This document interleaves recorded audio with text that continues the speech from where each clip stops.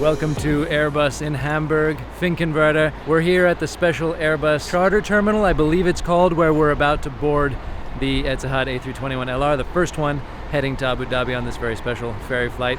Really excited to be a part of it. I'm going to show you how the day goes, what all goes into this process, boarding an international flight from such a special location like this, not your average commercial flight down to Abu Dhabi. So let's see how things look, what happens, how it is, and really excited to now test out that cabin that I got to see yesterday briefly on a 6 or 7 hour run. Really give it some time, check out how everything works, how it feels on a typical flight that you'll end up probably doing on these 6 to 7 hours, 3,000 miles ish. Yeah, should be cool. Let's go in and do whatever the check-in process is gonna be. First step, no surprise, is to go through security. Typical security check, I'm guessing. So once you go through security here, there's a little special check-in desk where you can get your boarding pass for the ferry flight in question. And then there's a kind of very simple immigration and customs check. Now the extra special thing about this was they scanned my passport at one desk, and then there's another desk with 2 more officers there. And there I actually got my passport stamped, which is very special because I have a European passport. Exiting or entering Europe, usually no stamps whatsoever. And now I have a special stamp from here, which is really fun. I love getting passport stamps. Did not expect that. So there's an extra bonus of doing this fun ferry flight. And we have out here, you can see just about the beautiful Etihad A321LR waiting for us. I think boarding pretty soon. There's this little lounge area with some food and drinks, basic stuff, but who cares? You don't need luxury doing this kind of thing. Very fun.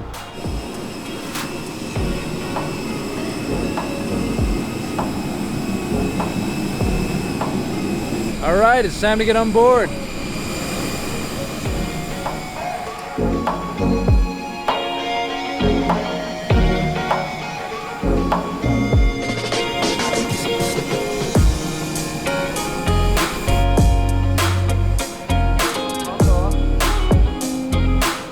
Hello.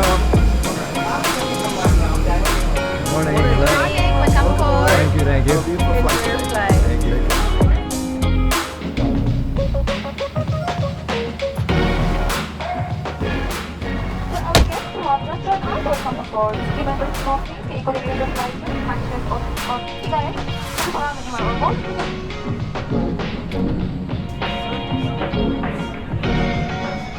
Got a really nice special design Etihad A321LR menu right here. It's so pretty. And some little card for the Wi-Fi, the Viasat. I guess it's a code to get on. And then this beautiful thing, we'll open it up later. I don't know what it is, but it's same design as on the menu. Really, really nice. And the amenity kit, nice glass of champagne to start things off. Bottle of water here. Otherwise pretty standard, except we've got one special added element. Check it out in the overhead bin. This looks like something very special. We'll see what it is exactly later, but I have a feeling I know what it is. See if you can guess. Before I show it to you, let me know in the comments what you think it is. Add that comment now, and we'll see who got it right. A number of you have been writing in on Instagram saying that these seats look like they don't have much view out the window at all, and I can see how that shows up in the photos, but I think actually it's pretty okay. If you're sitting here in real life, you can see out the windows enough. You just have to look a little forward. This one, 5 Alpha, has a really great view back to the engine and wing. Actually, I can recommend it. I just lucked out with this one, and it's just about the perfect one on the A321LR, but I'll show you a little bit now how the view is. It's actually okay. Even though you're kind of a little far and sort of boxed away from the window, it really works. Here you go.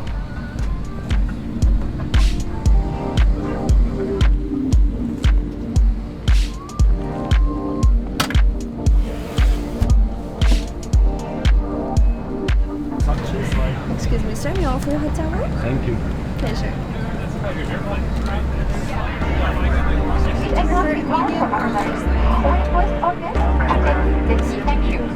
May I have you some slippers? Thank you. Would you prefer a medium or a big size? Let's go medium, I think. Medium? Yeah. There you go. Let me know if you need another one. Thank you. Welcome you today aboard our magnificent 321LR, the first of many in our future fleet. My name is Abdullah Mohammed Nadifi, and today I'm accompanied with Captain Michele Calafonzi and Ziad Nadi. Ladies and gentlemen, we'll be making history today in more than one way. The flight time for today's flight is going to be 6 hours, 50 minutes. We will only be introducing luxury to the short haul, but also will be flying the longest narrow-body liner ever flown at Etihad. Please join the excitement as we take her home. حضرات الضيوف الكرام، أسعد الله صباحكم. أهلا بكم على متن الطائرة. اسمي أسماء ودراسة مقصورة.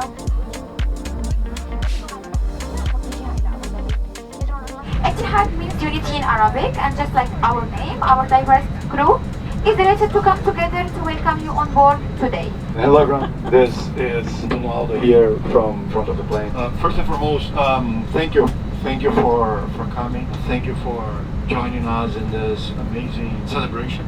It's been 2 years of really hard work. As I was saying today, this is just the beginning, right? I mean, we're going to be improving the service across the board in Etihad, and this is one important step in the journey that we have ahead of us. Enjoy really the flight. You're going to have one of the best flights of your life. Alright, we had to wait a minute for a slot from Eurocontrol, now pushing back from the charter terminal here at Finkenwerder. About to get going. 6 hours and 50 minutes down to Abu Dhabi. Should be nice. And I've got the great wing view here.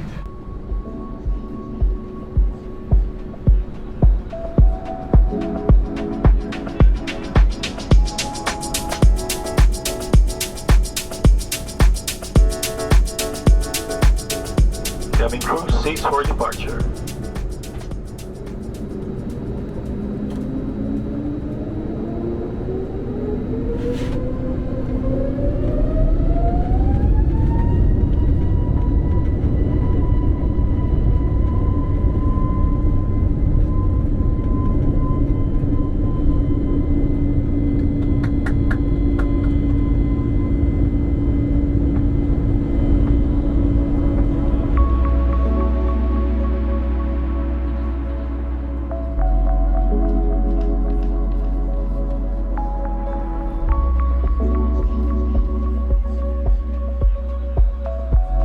Very nice tote bag. Gabriel, how are you? How's everything? My name is Asma. I'm in charge in the cabin. If you're landing on the flight, let me know. And this is small, just for us.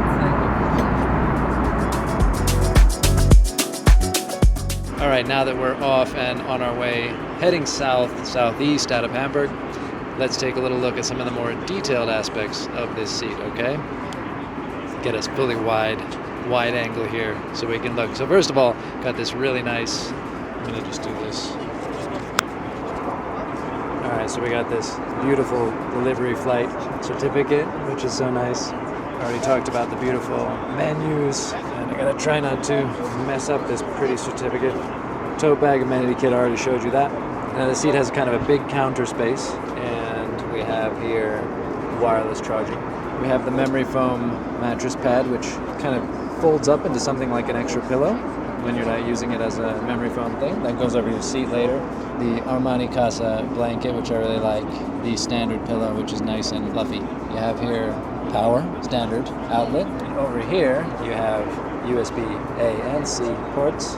Headphone, little area to place a water bottle, little lamp, and the seat controls here, and then a little remote here. Table. Already showed you, very sturdy, very nice. We'll use that in a bit. Can't wait to see what the food is like.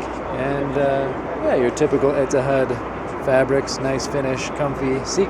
Armrest. Over here you have, the armrest comes up. And there you go.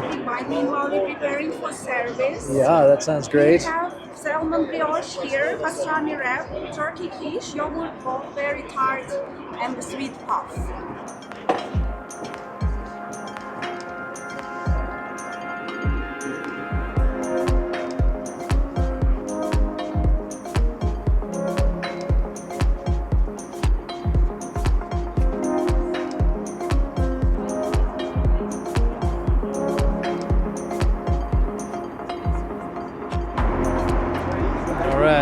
The food has arrived. Looking very nice.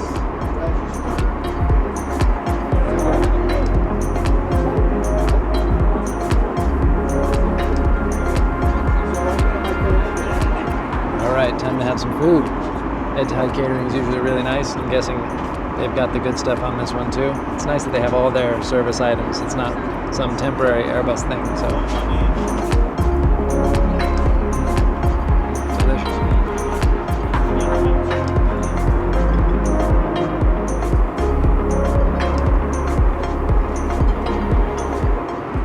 It's always interesting to see which routing you're going to take these days, heading from Europe to the Middle East to the Gulf. And it looks like today we're doing more southerly routing via Cairo and across Saudi Arabia instead of over Turkey, down usually Iraq, past Kuwait, and then out over the Gulf.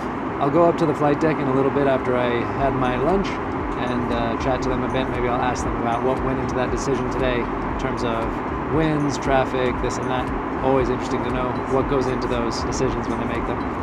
And time for biryani. Always a good time on a Gulf airline with biryani. Let's try it out. It's a chicken biryani, specifically.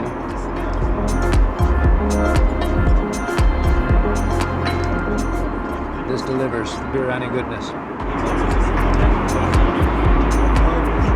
Hello, my name is Abdullah Lafifi. I'm a captain now at Etihad Airways. I started here as a cadet, and I went across almost all the aircraft the Etihad had until getting my command on the Airbus 320. Wow, okay, nice. So you've flown a variety, and you've ended up here on the 320. How do you find it in comparison to the rest? This is the same aircraft I started on originally. One of the amazing things about Airbus, for example, is it doesn't matter what variant or aircraft type you fly, they all look similar in terms of interface. So the change isn't that huge. And how does it feel to be sort of captaining this special ferry flight, the first one? Like you said, it's a special moment. And the idea that you're carrying a happy crowd experiencing something for the first time is very exciting. The idea of somebody connecting a flight, let's say London to Abu Dhabi, and then steps off a 380, gets on this aircraft, flying to his next destination, where the cabin is going to be exactly the same, honestly is a concept that is exciting. I understood from the sort of media briefing yesterday that the range on the LR is kind of a sweet spot for Etihad, where it can fit into these routes that are, I guess, around 6 or 7 hours, many of them. Yeah, I mean 7:15, something like that. Today marks officially the longest single aisle or 321LR flight in Etihad history. Today is 6:50, and I think the next one is going to be something around 7 hours to Phuket. That's probably kind of an average length of what these aircraft will do, Absolutely, I guess. Yeah. And it can handle the sort of hot summer day departure in Abu Dhabi and still perform like that. Yeah. They've proven efficient. I mean, the 321LR is no different from the 320 Neo. The only difference is just the extra fuel tanks in basics that give us that extra range. But we've been using it for years and it works perfectly fine. And would you want to talk a little bit about the route we took today? Because kind of, it's always interesting to see the sort of, like we went down via the Cairo, sort of Jordan, Saudi today, whereas sometimes the route might take you through over Iraq, that kind of thing. These have different factors in, right? And a route could have flown via Turkish airspace through the mountains. It could be a wind factor, where this would be more optimum fuel-wise. It could be sometimes for comfort, based on the type of passengers we have. But this is not a strange route. We do this on certain flights, not out of Hamburg, but. Is there any destination that's slated for this one that you're looking forward to flying to? Krabi, Medan, Phnom Penh. Yeah, I'm looking forward to these. Kind of interesting places. Yeah. I want to see how many passengers we can get there. What are the new? I mean, the Etihad network is a great network, but adding to it places I've never been before. I would love to try. Yeah. Any other technically interesting aspects of today's flight? Something that came up that was intriguing? Or? Yes. So Antonaldo and his team did us a great solid. This beautiful machine came with brand new toys. One of them is the traffic selector. So if you look at the navigation display here, you can see traffic. And the nice thing about it is I can select any aircraft and I can have specific information. The aircraft call sign, so I can know which airline is it, where is it headed exactly in terms of direction and bearing, the track, the speed, the altitude it's in, and even the type of aircraft, if it's heavy or not, right? If it's in descent or climb, I can even see exactly the rate of climb or descent is doing. It's very handy. It is, because especially when you go to places with congested areas of traffic, when you can see the trajectory of traffic, you can see your way through. So it doesn't tell you a specific aircraft type, but it will tell you if it's heavy or not. Exactly. Anything else notable? The digital RMB. So this combines 3 devices in one. The radio panel, where you can do our communication. You can have your SATCOM, where you can communicate, and you can have your TCAS, built in, and it's all in one, and it's very nice. If you're connected to CBDLC, they send you the frequency, and it loads up, and it's less workload. It really helps with the workload. So that system that Michele was pointing to is also a big enhancement for our fleet. It's called the Runway Overrun Warning and Protection System, right? It's not the first of its kind, not for Airbus, but it's the first of its kind on our fleet for the narrow body, especially now with the LRs. They're our heaviest variant with upwards of 93 tons for takeoff weight. So this one, what it does, it knows, it has a database for all the runways. So it knows which runway we're landing on based on the flight management system. And then we also feed it with weather data. It knows the weather, where the wind is coming from, our weight, our performance estimates and all that. And then during the approach, it will tell you if you don't manage your vertical profile very well, what we say in layman's terms, if you get a little bit high on the approach, it can start warning you if you're not going to be able to stop on the runway based on your current trajectory. Okay. And it shifts, it's very, very smart. It shifts from the information that the FMS, the flight management computer, has told the system, that which we put in before we started our descent, to actual live weather data from the aircraft sensors during the approach. So even if, for example, you told the aircraft that you have a headwind for you, so it estimates that with a headwind, with this weight, on a normal 3-degree glide path, you'll be able to stop on the runway. During the approach, if the aircraft senses an actual tailwind, it will recalculate and it'll start warning you. So if you look at the button over there on the central pedestal, it says row. Row is the warning system, runway overrun warning system. The short phase just before landing will start telling you if the runway is too short. Now, let's say you continue to land. It also has a protection system. If you touch down and you have your auto brakes, are you familiar with your auto brake system? Yeah. So if your auto brake system is on, it will apply maximum braking if it senses that you might not be able to stop in time. Wow. Yeah. Nice. Right? And it'll tell you to use maximum reverse. It's quite a significant enhancement in terms of safety. Yeah.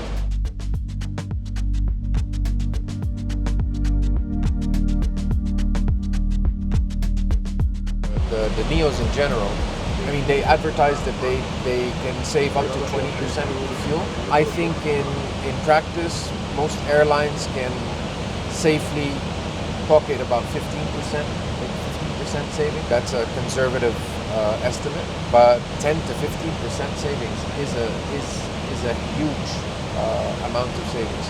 And at Etihad today, we're very focused on operational efficiency. We're always focused on safety. We don't compromise safety at any level, but once safety is met, with our increasing network and our increasing sectors, we're putting a lot of focus on operational efficiency. And for us, a big part of operational efficiency is fuel, because it's one of our highest costs, cost bases.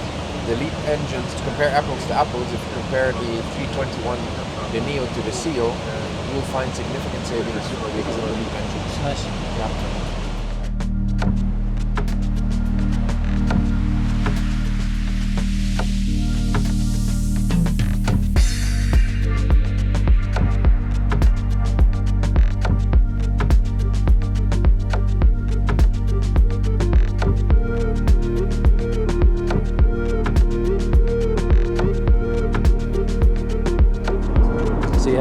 Setup here where you have two lavs. One, because of this diagonal curtain, one is for economy cabin, and the other one becomes the number 2 lav for business class, which is actually really good for a cabin like this, because it'll often be difficult to reach the forward lav when service is going on. There might be a couple of people in the queue there, it gets congested, so having this one here makes a big difference. And this is how the nice little mattress looks when you put it onto a seat. Offers some added comfort, evens out the seat. Really nice addition for sleeping. We'll put it lie flat. It'll look nice.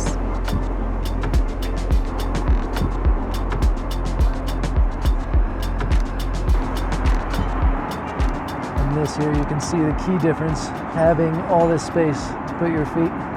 Really great. I said it before, but I think this is really one of the real key selling points of this seat, that they've managed to create this non-enclosed or only lightly enclosed footwell area, so you have a bit of feeling of room to move, a bit of space, less claustrophobia in these seats. It's really nice. Now I might take a half-hour rest for real. See you on the landing. We estimate to arrive to the amazing city of Abu Dhabi at around 7:15 p.m. local time. Temperature in the lovely capital is around 40 degrees. Ladies and gentlemen, I trust you've been enjoying a wonderful service provided by a capable team for today. So especially thank you on behalf of Antonello Neves and the rest of the Etihad team for flying Etihad Airways, the national carrier of United Arab Emirates. And hope to see you on another 321LR flight soon. Thank you for flying with us and welcome to Abu Dhabi.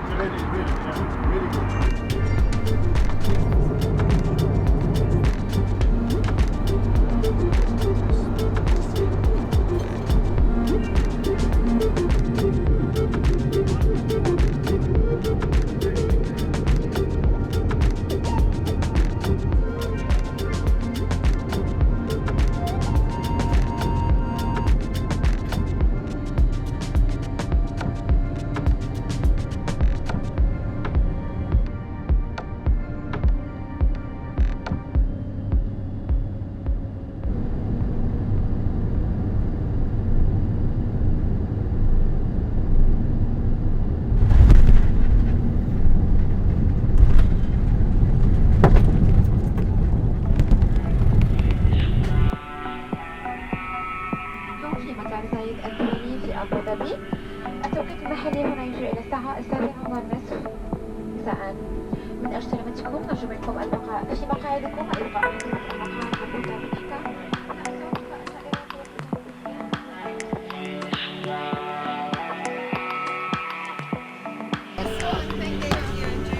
Thanks so much. I hope to see you soon. Bye-bye.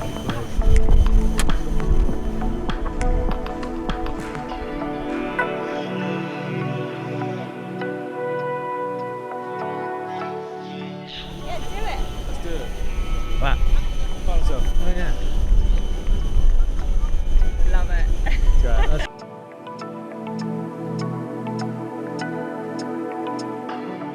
Arrived in Abu Dhabi and we're at the presidential flight, which is the VIP terminal. Very exciting. Beautiful night out here. It's like a sauna with wind outside.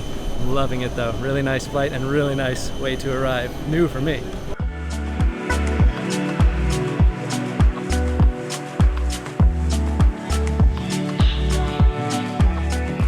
Well, that's that for this very special delivery ferry flight from Hamburg down to Abu Dhabi. It was a really nice trip. 7 hours went super fast. It was really nice to give that seat a proper test, and I'm looking forward to trying it at some point in commercial service. And thank you to everyone who was following along, tracking. We had almost 32,000 trackers at one time on Flight Radar 24 for this flight, so that's always fun. And some of you stuck with us for the landing into Abu Dhabi as well. Really beautiful evening here. Super warm, but it's nice. It's nice to be here. I got to turn right back around in about 6 hours, head back to Europe, but that's the way things go sometimes. Thank you so much for following along, watching the video. Let me know in the comments what you think about this A321LR, whether you're looking forward to flying it, and any requests for future videos, of course. We are open to suggestions. We want to hear what you want to see. Thank you so much. In Abu Dhabi for Flight Radar 24, I'm Gabriel Lee.